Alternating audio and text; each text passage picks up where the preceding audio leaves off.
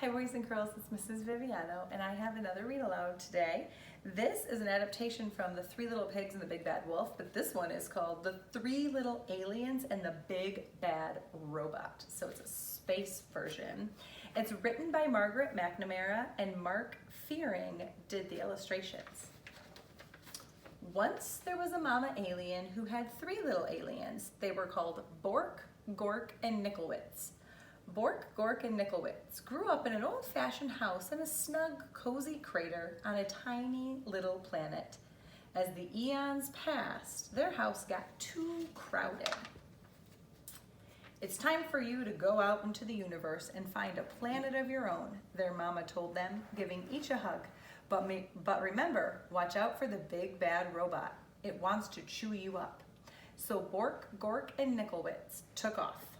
Bye, Mama, they cried. Bye, kids, she shouted back. Always stick together, she added. Then she sniffed a little bit. And call me every once in a while. The three little aliens traveled far and fast. There's a cute planet, said Bork. Too hot, said Nickelwitz. How about that one, asked Gork. Too crowded, replied Nickelwitz. They darted around a meteor. Are we there yet, asked Bork. Just past the next bend, a big planet swirling with dust loomed into view. Bork spotted a shiny space rover zipping around its mountains and plains.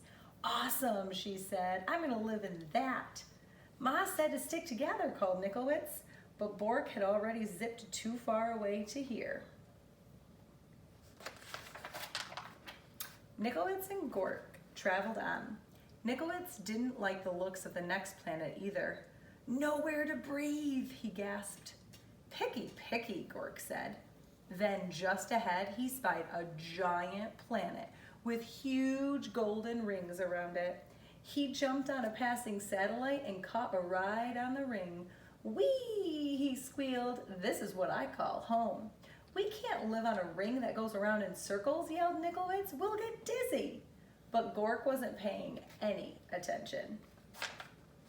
Now Nickelwitz was all alone. He traveled deeper and deeper into space until he spotted a massive blue planet far out in the galaxy.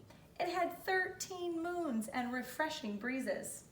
This faraway place is where I'll build my home, he said. It will be safe from the big bad robot.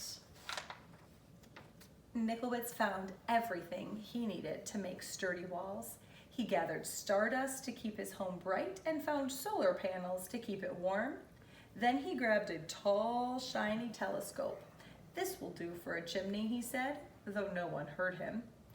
Rock by rock and row by row, Nickelwitz built the perfect house. When he was finished, he sat down and locked the door. His house was not very zippy or cool, but it was safe, and there was room enough for all three aliens. I hope they come to visit, said Nickelwitz. Then one galactic dawn, there was a rumbling in the universe. Greep, boink, meep, piddly-deep, ork, eep. It was the big bad robot. Bork was so busy on her swirly red planet that she couldn't hear the robot's call. She didn't feel its giant footsteps as it leapt from star to star, and she didn't see the robot until it was right in front of her rover. Little alien, bleeped the robot. Pull over, pull over. Not by the wheels of my trusty space rover, called Bork bravely.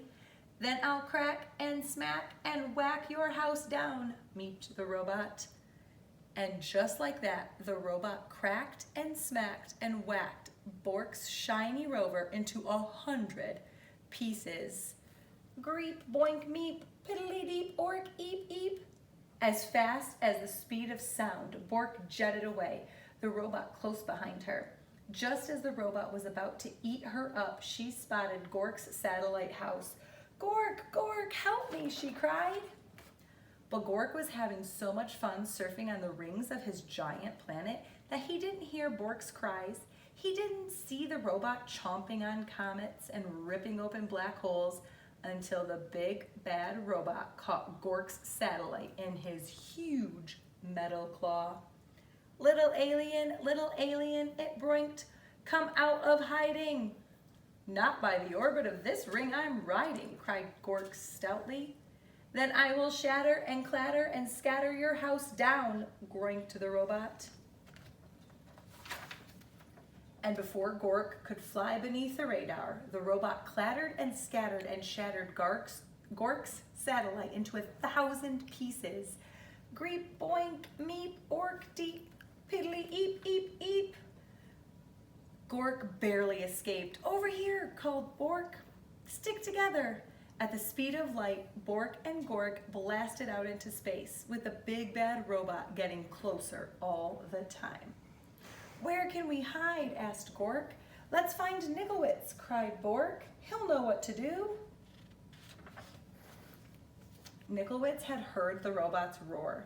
He had seen what was going on with his brother and sister through his telescope, and he was ready. He flashed his solar panels halfway across the universe. There he is, cried Bork and Gork, and they zoomed to Nickelwitz's house as fast as the hurtling asteroid. Get inside, cried Nickelwitz, no time to waste. No sooner had Bork and Gork slammed Nickelwitz's solid space rock door than they heard the robot rumbling. Little alien, it squeaked. Let me come in. Not by the slime on my chinny chin chin, cried Nickelwitz. Then I will smack and crack and whack your house down, zeeped the robot. The big bad robot bashed and crashed Nickelwitz's strong, solid house. Nothing happened. Then he pounded and smashed really hard. Not a crack. Then he loaded up his triple blaster and zapped that house but good. That house would not fall down. So the robot forced its way into the little alien's house right down the chimney. Greep, bada beep. The aliens covered their ears and waited for the robot to chomp them up. But halfway down the telescope, that robot got stuck tight. It strained and it struggled, it moaned and it groaned. Nickelwitz's house shook and shuddered, but did it fall down? It did not.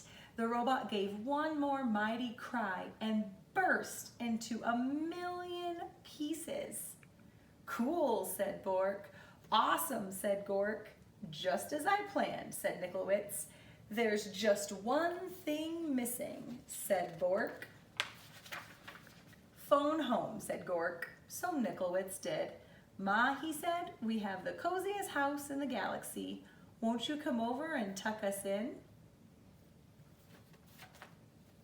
The end.